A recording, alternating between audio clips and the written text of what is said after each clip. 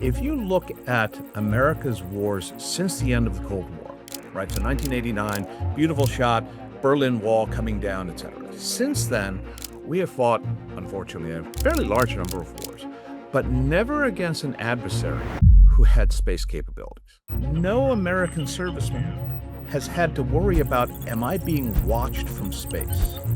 But if we have to go to war with the Chinese, we are going to face an adversary who is every bit a peer competitor and in some ways may even be ahead of us when it comes to space. And that is going to be a massive paradigm shift for the US military. The Chinese see this as a fight for the survival of the Chinese Communist Party. What would you be willing to do to make sure your family survived? Those are the sorts of things that I think we as a nation need to be thinking about. Not, are we going to go to war with the Chinese? I don't know the answer to that. But in this competition, what do we need to do to make sure that we win the competition with the PRC? Welcome to Defense Disrupted. My name is Ian Kalin. I am the CEO, co-founder of Turbine One, and I'm joined today by Dean Cheng, the non-resident fellow at George Washington University Space Policy Institute. Dean, thanks for chatting with me today. Thank you for having me. So your expertise is in a very relevant area for the national security conversation. Maybe as a brief bio to your background and some provocative questions that I'm going to hit you with right off the bat. Maybe share a little bit about your research and some of your recent work.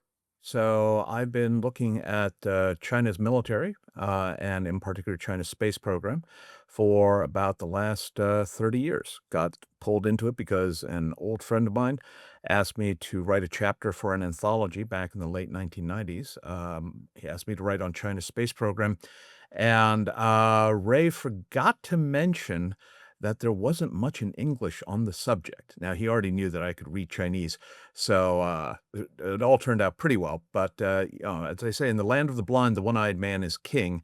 So at the time, there was very little analysis going on about China's space program. And the funny thing is that even now, 30 years later, outside of the U.S. government, there's probably less than 24 of us who can read Chinese and look at the Chinese space program.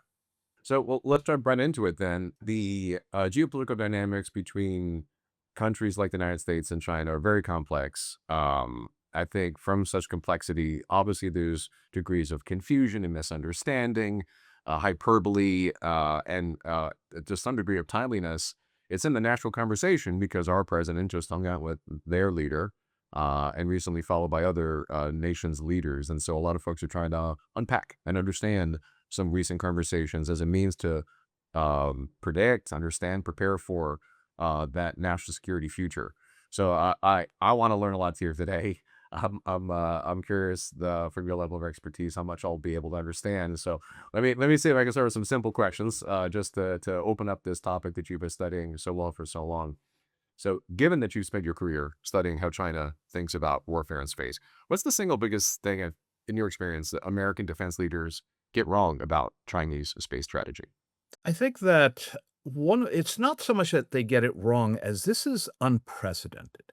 If you look at America's wars since the end of the Cold War, right? So 1989, beautiful shot, Berlin Wall coming down, etc. Since then, we have fought, unfortunately, a fairly large number of wars, but never against an adversary who had space capabilities.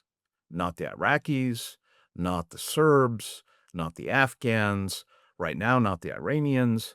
So we are accustomed, the same way that no American serviceman has had to look in the sky and wonder whose plane is that since essentially 1945, certainly since the Korean War.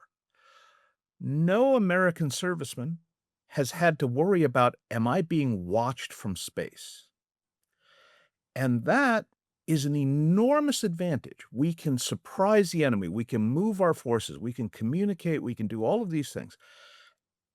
But if we have to go to war with the Chinese, we are going to face an adversary who is every bit a peer competitor and in some ways may even be ahead of us when it comes to space. And that is going to be a massive paradigm shift for the U.S. military to have to operate under conditions of equality and maybe even inferiority when it comes to space support, and frankly, when it comes even to air support. Well, you've already scared the hell out of me first thing in the morning. So, okay, let's break this down into some components. I mean, let's start with I'll call it the people leadership side. So you said us. Okay. There's a Space Force in the United States. We have apparently the largest ever IPO with SpaceX coming up in some near term time. And just yesterday, Jeff Bezos learned apparently rockets are really hard to make and launch. So would how do you compare the us of who has that equity and concern? Is it from a geopolitical perspective, from an industrial perspective, versus say the Chinese space investment, which I think is organized very differently? What's the us in which we're just describing? So, for the United States, as for the Chinese, we are talking about whole of society. This is why supply chains have become such a hot topic. It's why when we talk about the Navy, we're not just talking about combatants anymore. Now we're talking shipyards. So, when we talk about the competing space infrastructure, space ecosystems, what picture space enterprises of the US and the PRC, People's Republic of China, we are really talking about the fleet in being, what satellites do you have, potentially what weapons do you have? And then you have this respective space industrial base. And those two together constitute the core of our and their space enterprise. So when you look at the US, you're looking at actually four space programs. Most people don't realize we actually have four space programs. You have NASA, everyone's heard of them. You have NOAA, the National Oceanic and Atmospheric Administration. They actually run the weather satellites. You have the military, Title 10, used to be the Air Force, now the Space Force. And then you have the intelligence community, which nobody ever talks about. They have their own satellites. So you have four space programs supported by the same space industrial base. Boeing makes satellites, United Launch Alliance, SpaceX. It was hoped that Blue Origins would join the family of launchers. There's a lot of new commercial companies out there, Planet Labs, Rocket Labs, all of that. When we look at the Chinese, in some ways it's the same thing. They have a fleet of satellites. They have a space industrial complex. The difference here is that, one, the core of their space industrial complex is two state-owned enterprises, each about 100,000 people, which is about the same size as Boeing, except that all they do is space-related stuff. They don't make passenger aircraft. They don't make drones. They don't do any of that. And because they're state-owned, they don't have to make a profit. One of the great challenges now for Mr. Bezos is going to be, can Blue Origin meet schedule on payroll? Because nobody's going to step in and say, here, let me open up my checkbook and write you a few $1 billion for, even if you don't do anything at all. State-owned enterprises in China have that huge advantage. Since 2015 or so, they have also been building a commercial space sector. The companies are in it to make money, but why did the Chinese do this? Because they understand something that all too many American universities have forgotten. Capitalism works, and nothing promotes innovation, efficiency, cost-cutting, new approaches like the prospect of becoming absolutely rich. And that is why the Chinese opened up their space sector to commercial entities. You make money, you get to keep it. You make money, how? By innovating, by making more cheaper, by making stuff better. And that is the two space ecosystems that are really in competition in the heavens above.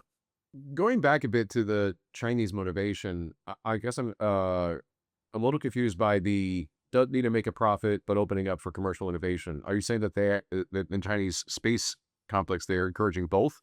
Yes, they have two pieces. So they still have the state-owned enterprises. What do these guys do? They build the Long March series of rockets. They build the big satellites that go into geosynchronous to do communications, military, Earth observation, weather satellites, all of that. But you have these young, scrappy, hungry folks. The first people to make a methane-powered rocket was one of these small companies, right? They actually beat Blue Origin in this regard. Starlink is what's termed PLEO, proliferated low Earth orbit. Why? Because it's thousands and thousands of satellites, right? So what does it do? Satellite broadband. The Chinese are pushing three PLEO constellations, each somewhere around 15,000 satellites. One of those is state-owned. The other two are commercial, who are going to be competing to make money, but also competing against Starlink to take away market share and customer base. So that's another example of doing both. I've got a state-owned section. It's going to basically not have to worry too much about the bottom line. It will do whatever the government tells it to do. And I've got commercial folks who, if I in wartime or crisis, I can mobilize them. But in peacetime, I'm going to leave them alone so that they can go and make money, be innovative, be productive. The private sector's motivations tend to be, I'm say at odds, but different objectives than a public sector or nonprofit set of motivations. Very much. They can achieve different outcomes, and I'm compelled by your description of how the different groups can have a don't worry about profit. This is a core capability, and then the innovation that comes with the entrepreneurial base, the American, I'll call it traditional ethos. Um, do each camps have the same centralized Chinese objective? Said another way, what is the objective for the space domain for China? And are both pools seeking to support the same objective? Or you can make the case that like the commercial side, they're trying to make money. There's going to be new levels of data centers in space or whatever. That does not have to support any degree of a national security objective. Then we can just take advantage. If I was a centralized power, centralized funding, I can pull from those innovations to fuel the national security objective, which is not profit seeking. That is So exact. You have put your finger exactly on the model that the Chinese are pushing.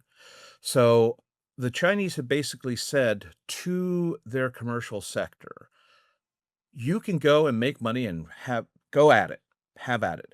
Here are the things that we, China, want to do. And if you're pushing into those areas, there will be a customer base. So in the 15th five-year plan, the current five-year plan, some of the things that they have talked about are things like space resource exploitation, space tourism, interesting, space traffic management. What they are saying is, look, if you, Ian, want to create a company, yeah, you could think about doing, I don't know, origami in space, all right? And if you can find a customer base, yeah, okay, go ahead and good luck. Have at it. Maybe you'll make billions of renminbi, maybe not. But if you push down the space tourism path, the Chinese government, can assure you that there will be a client base, that we can probably rustle up some additional capital if you are pushing successfully, etc. What you don't have, because you're not a state-owned enterprise, is guarantees. So if you are China Aerospace Science and Technology Corporation, CASC, which is one of the state-owned enterprises, there's going to be X number of launches. That's yours. You are on the hook to produce Y number of satellites, but you'll be paid to produce Y number of satellites. All of that is guaranteed. You honestly aren't incentivized to make your satellites more efficiently, more innovatively. You could make it with 10% fewer parts, but why? Especially if that might risk your reliability and all that sort of stuff. So you're going to chug along doing what needs doing. But one of your subordinates might say, you know what, this is dumb. I can make that rocket for 15% fewer parts. And if I do that in my own company, I keep every renminbi. Cool, I'm going to go off and start Dragon Space or whatever. the fundamental separation, I think, from that model to ours is a honoring respect for intellectual property for the individual versus the state. That if the state can say, thank you for that innovation, I'm going to take that insight communally and use it for this purpose. And I think that's why I was struggling to understand in the beginning, because I was never assumed that was routine. But apparently, I guess I'm inferring maybe I'm wrong about that in terms of No, that. so right now, they're respecting it. But when we look at other parts of the Chinese economy, that's where your concern flowers. So in other parts of the economy, the state-owned enterprises, when there are commercial competitors, have the ability to come and buy up, and that's the key. They come and buy up the little guy, and all of a sudden, all their intellectual property is now the state owns to use. Now, is it a competitive, reasonable, fair price offering? Sometimes. And sometimes it sounds a little more like Tony Soprano saying, Yeah. "Nice company you got here, I think I want a piece of that." And now, Let's talk. Okay, so let's go into those component parts of what could be, I don't know, nationalized. So for my own I don't know, consumer simplicity, I did not have the four buckets of the space organization, United States, of NASA, NOAA, military, and intelligence. That's a good framing because then it also makes me think, well, wait a second. I normally think of space domain as satellites, but to your just oversimplified, but the rockets they need to get these satellites into space, obviously a huge industry. And I think the military example makes me think, oh, wait a second, hypersonics, that's in that domain as well. How does China think about these different platforms, basically, of hypersonics versus satellites, the level of investment of one versus the other? Is it just like what did we see in the land domain of there's the Intel targeter and then the rocket, ground-based rocket that's fired? Is it just basically the same concept of that? We just put them in outer space, and that's when you get your sensors being satellites and your bullets being these hypersonics? I think we should actually put hypersonics into a very different bucket. Hypersonics are essentially more like ICBMs, which, by the way, are in and of themselves hypersonic. I believe the definition of hypersonic is anything that goes over Mach 5. ICBM warheads, the space shuttle, when it was coming in for landings, was way above Mach 5. So really, hypersonics today are more what is unique about them, what is intriguing about them is that they're actually coming in a little slower, Mach 5, Mach 7, but they can maneuver.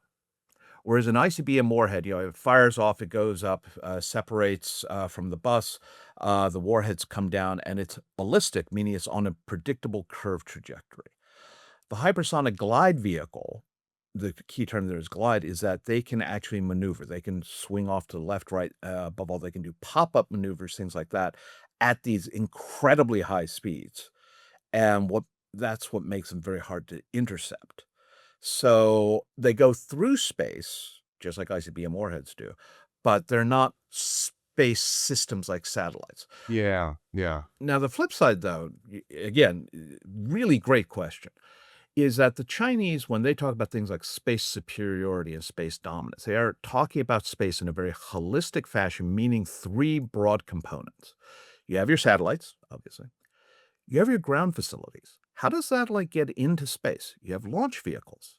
And you have tracking, telemetry, and control facilities that monitor where it is, can tell the satellite to turn on, to turn off, to go into sleep mode, etc. And that touches on the third part, which is the information flow between the satellite and the ground station. That comes in two parts. You have the control part, satellite turn on, satellite turn off, satellite look left, right, and then the data itself, say weather data that the satellite has collected. So really you have those four pieces. And when the Chinese talk about space, they're talking about all four. So they want to be self-sufficient in satellites, in launch facilities, in terrestrial control facilities, in the TT&C networks, and of course, controlling all the data that's gathered. What's some of the data from space that where are the opportunity points, where are the choke points? The laws of physics make me think that moving a whole lot of data up and down, it can be difficult. Given my musical background, I'll say loosely, it's pretty easy to come up with noise that can cancel out something else. So I think about jamming, I think about range, I think about looking through a straw. There also seems to be a novel amount of, I'll call it, new types of commercial success in the space domain. Just a couple of weeks ago, Hawkeye 360 had apparently a relatively successful IPO. There's a lot of EW in electronic warfare in space, synthetic aperture radar from space, microwave stuff from space, all in the sensing capability. Do you think that there's space data components that are particularly compelling to you, exciting? If you were to start a business tomorrow, you would say, aha, that's the domain to go after. Like, where do you think there are some winners and losers in the data side of the space domain? So the first thing to keep in mind is that satellites, you could have thousands of satellites that you do with space, Starlink, SpaceX. Those satellites still need to beam that data down, as you said. And that is often to a relative handful of sites. So if I can damage, jam, prevent you from beaming that data down or from the terrestrial facility from receiving it, you can have all the satellites in orbit that you want. It doesn't get very far. The Notice that that's separate from the tracking, telemetry, and control aspect, and that's even harder. That's even fewer stations. And those are really, if I can somehow get in there and infect those, I could turn off your satellite network. I could have them turn away at key moments so that they're not looking at Tehran or Bandar Abbas at the key moment. So that's your second. The whole idea of space-based data processing, data centers in space, why would you want to do that?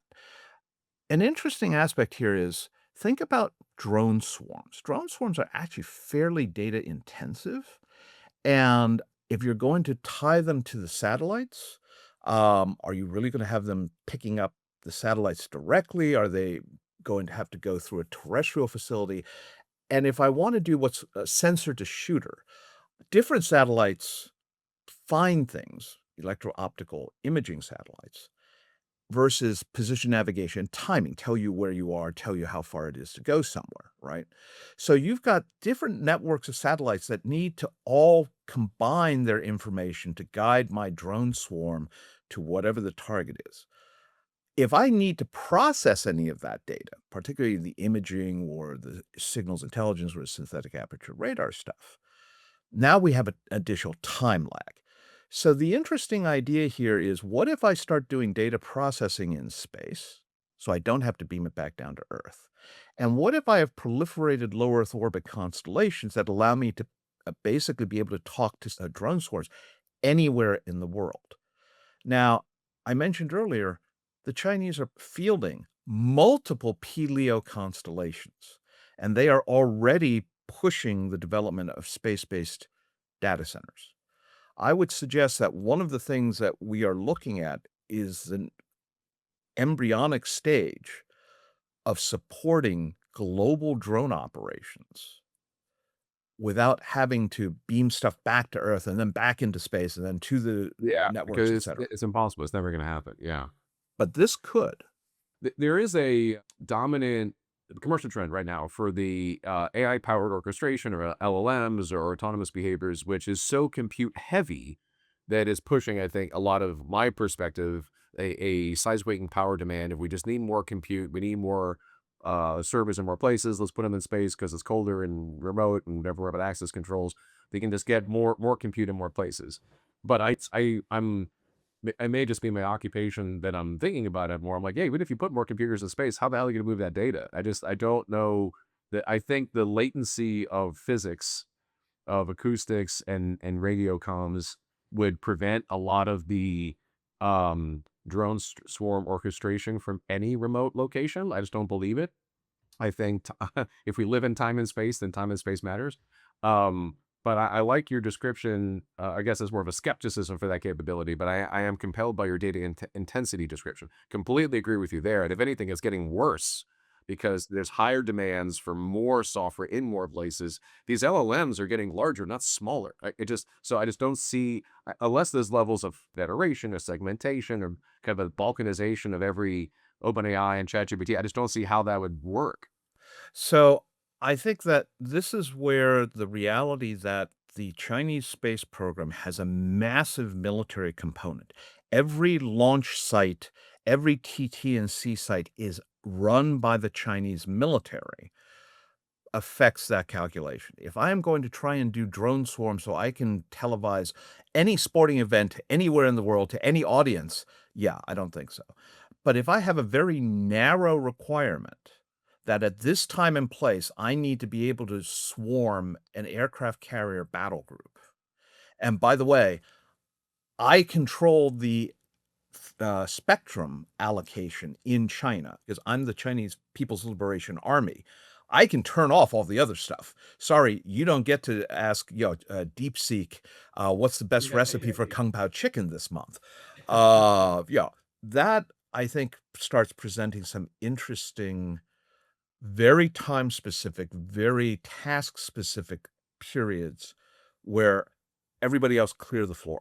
Let's talk about some of these categorical risks. There is a popular fear that if China invades Taiwan, they take over TSMC and all microchips would be controlled by China. That popular fear, I think, has been well debunked by journalists in various areas that will say, look, TSMC is much more complicated than anyone thinks. Operations are so protected that any nation invades any part of that, they cannot just turn it on and nationalize it instantaneously, that there's a deep supply chain there, basically preventing that perception of the alleged fear, provoking, if anything, trying to stir up fear of a nation like China invading another place like Taiwan. On the space side, in terms of that categorical control, do you have a similar skepticism of the GPS is turned off in a day?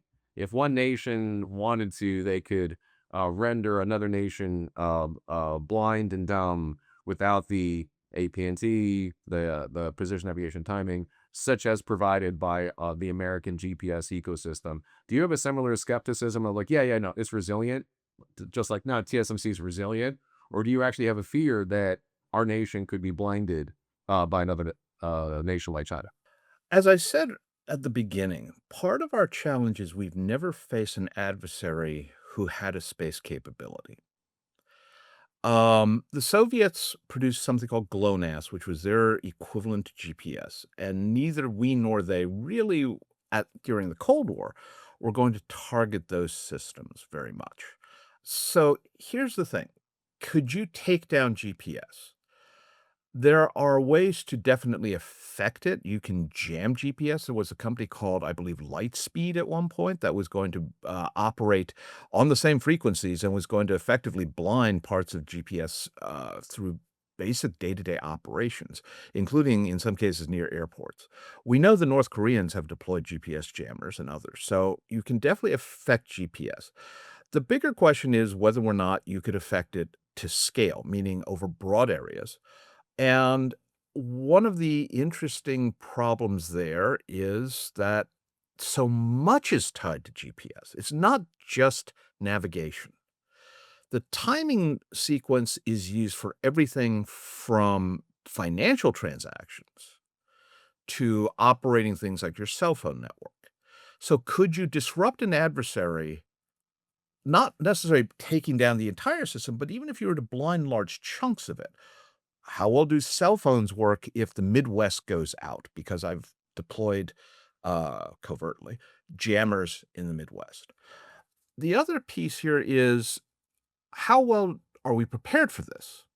Whether you are financial institutions or in the case of the US military, it's notable that for a period there, the US Navy stopped teaching sailors how to shoot the sun, how to figure out where you were using a sextant and, charts and booklets. The Army, for a while, stopped teaching land navigation. Here's a map, here's compass, go. Because we thought GPS would be there. Notice that everybody has gone back to teaching you non-GPS navigation. That says to me, the US military at least is saying, "I want it to be there. I'm not guaranteed it will be there." So and then the third piece is the asymmetry, which is to say, what if my GPS is affected, not blinded completely, but at points affected, and yours, in the Chinese case, BeiDou, is not? Now you have a real problem, which is that the other side has better navigation, better timing signals, etc., than you do.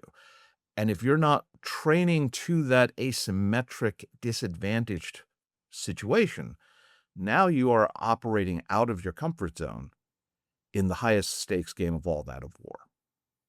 I want to dig into the ability for the American military to prepare for such threats and challenges. But before I do, I want to get a little more techie on the domain itself. Let's talk about electronic warfare. Do you have a category of concern for one domain from China's doctrine versus another? Because you can just have satellites taking pictures. That's been around for many, many years. But there's new capabilities out there that are novel. From your perspective, having studied it, do you see a disruption in the domain collection itself? That there's something new tech in space that is changing the dynamics?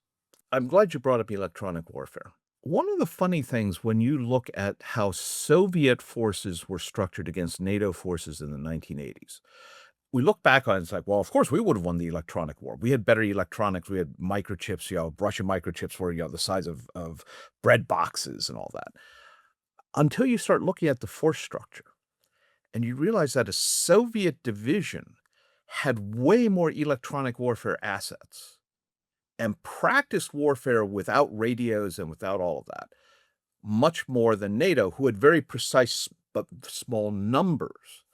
And I think when we look at the Chinese, one of the interesting things has been their reorganization of what was for a while called the PLA Strategic Support Force.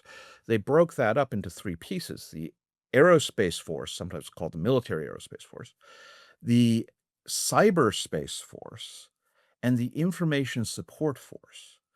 And between the information support force and the cyberspace force, there are large numbers of dedicated electronic warfare units, capabilities, and assets. This is a no kidding, we really value this statement on the part of the PLA. When they've done the massive military parades, one of the things that goes through Tiananmen Square are flatbed trucks with boxes on them. I mean, they look almost sort of like construction site trailers. They're not trailers.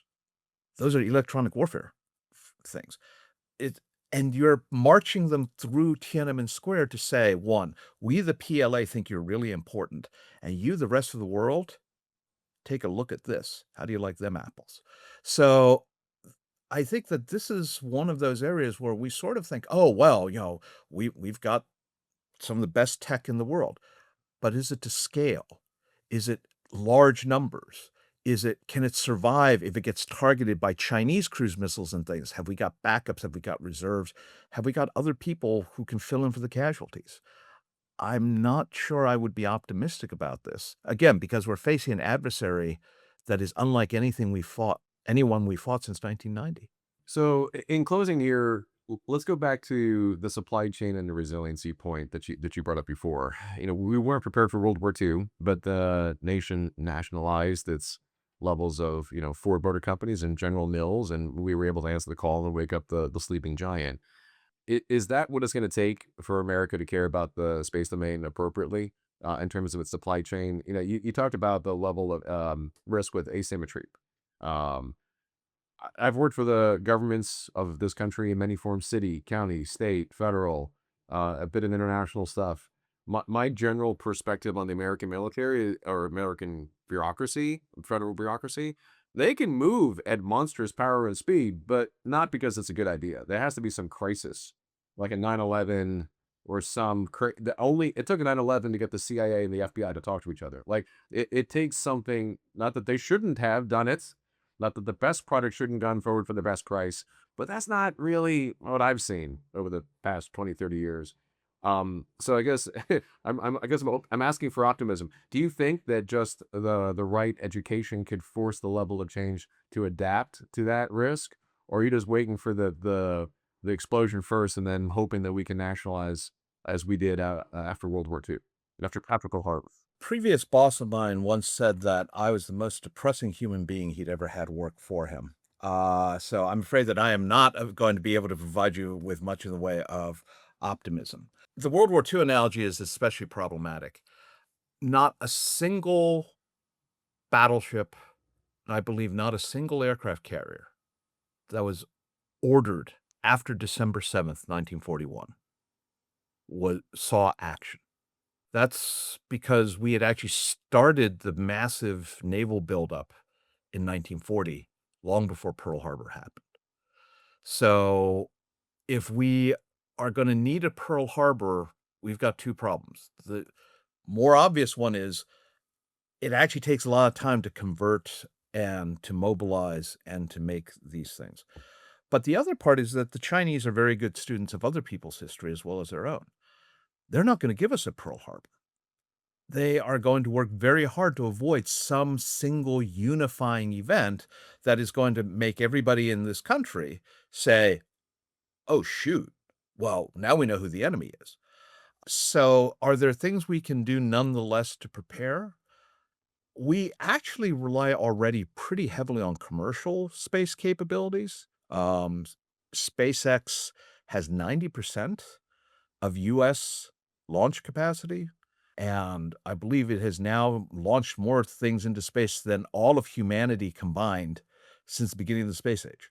So that right there, now, can we mobilize SpaceX? That's a question for the lawyers. I'm really, really disappointed is not even the right word for what happened yesterday with Blue Origin, partly because it's always sad to see a bad failure, but also because that's an additional provider of launch services, and Amazon Leo would be an additional provider of satellite broadband. I do think that education is perhaps the only thing we can do that will help people to realize we are in a strategic competition with the People's Republic of China. Doesn't mean we're going to go to war with them. That certainly doesn't mean we're going to go to war with them in the next year or 2 years, whatever or whatever. But the Chinese see this as a fight for the survival of the Chinese Communist Party. What would you be willing to do to make sure your family survived? Especially against an adversary who isn't fighting you per se, but would you be willing to do a lot of things that start planning ahead, preparing for contingencies, working out evacuation plans and all the rest for your household? Those are the sorts of things that I think we as a nation need to be thinking about. Not, are we going to go to war with the Chinese? I don't know the answer to that. But in this competition, what do we need to do to make sure that we win the competition with the PRC? If I can provide a competitive, contradictory historical example from the it took too long to build ships until after World War II had ended, true. As a sailor, I recognize that. And yet, there was still the Oppenheimer Einstein letter advocating to the president for nuclear capabilities, which led to broadly an acceleration of the nuclear bomb during World War II, which definitely did not exist in 1940. So now that was a consolidated Manhattan Project level investment with very different consequences, of course. There's a whole level of morality and a separate story for that one. But it went from non-existent to existent within the time period and accelerated because of war. I don't necessarily want that to be true, but I think it's a fair summary of that scientific process. Um, so the maybe another just an alternative view, or at the risk of debating an expert, you'll say, well, it could happen. There could be a level, and particularly in the role you sit with George Washington University and Policy Institute. I'm almost kind of hopeful for, like, where's that letter of get the academics together to agree on something and then push your president to care about scientific advancement. Although I will say, I think times have changed a bit from when such scientific leaders had such sway over presidents. I don't think that's our dynamic now, but it could happen, and it maybe is my what's what I'm looking for, foolish optimism for how such education could motivate new research. No, you're absolutely correct. In fact, one of the enormous magnitudes of the achievement of the Manhattan Project was that they didn't know the basic physics. Shipbuilding in some ways is easier. It's engineering. Yeah, We we could know get how to down. build a ship, just build more of them. There, I mean, down to how do we create the correct neutrons that are gonna lead to further fission was something that they didn't know at all. So, yes, you can do that. It helps, but even there, I will just point out, the electrical power required for Oak Ridge was built in the 1930s through the Tennessee Valley Authority dams. If you hadn't done that, it's not at all clear how quickly you could have realized all of that. And, of course, we got lucky.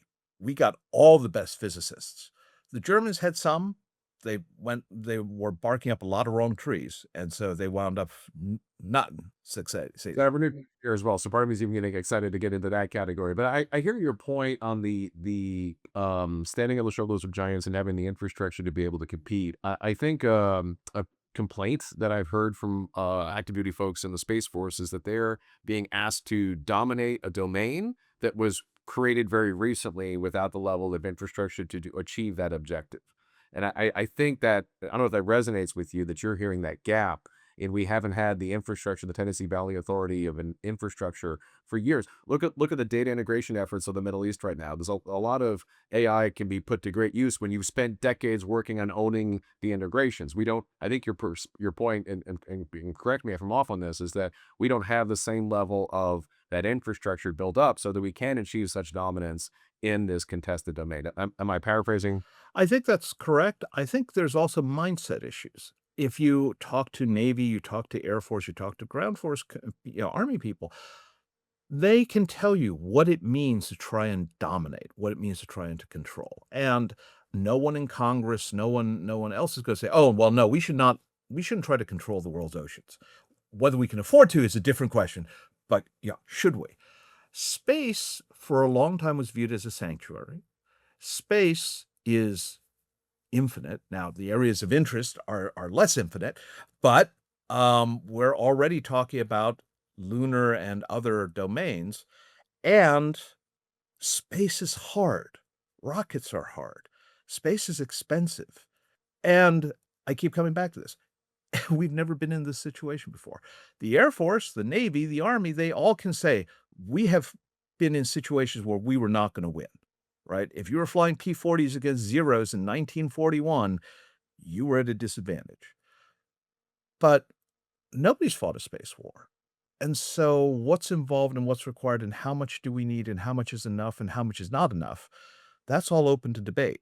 And when you are in a domain that was for a long time seen as a sanctuary and above all is hideously expensive, man, there's a whole lot of forces working against you, not least of which is the power of Congress to say, I don't think I want to spend that money.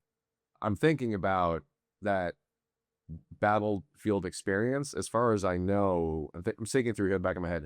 Does any Chinese soldier have any battle experience alive today? Maybe some old generals, but I'm Some thinking old through. generals. So, Yeah, yes. yeah. I'm doing the math in my head here. So like, well, does that make it on par? I mean, I don't know.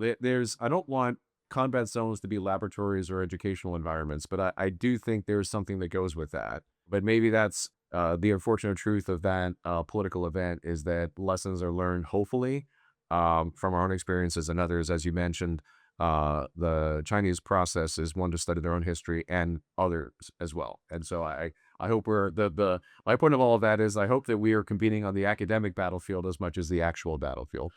So you've again hit it on the head. The Chinese military hasn't fought a war since 1979. That cuts both ways. On the one hand, they don't have combat experience, and there is nothing like combat experience to remind you no battle plan survives first contact with the enemy. On the other hand, it also means you have fewer lessons to unlearn. So let me take a terrestrial example.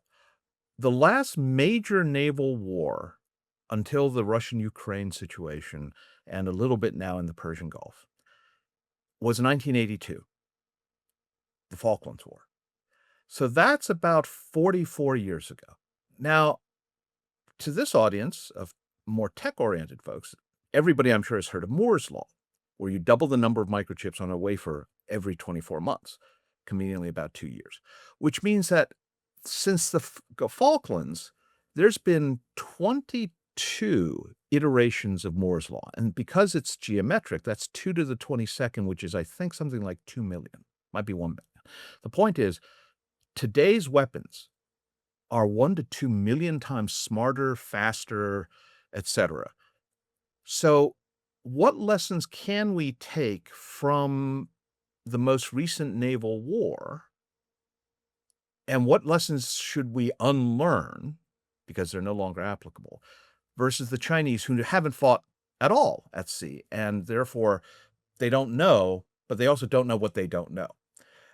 And in space, we're both going to be in that same boat because nobody has fought at all. Sobering and terrifying all at the same time. We're about at time, so at this point, I'll take some time to digest this and walk off this conversation because it is both mentally stimulating, exhausting, and terrifying in so many ways. But with those emotions, I want to close by saying a very special thank you to Dean Cheng, non-resident fellow at the George Washington University Space Policy Institute. Dean, thank you again for doing this with us today. Thank you for having me.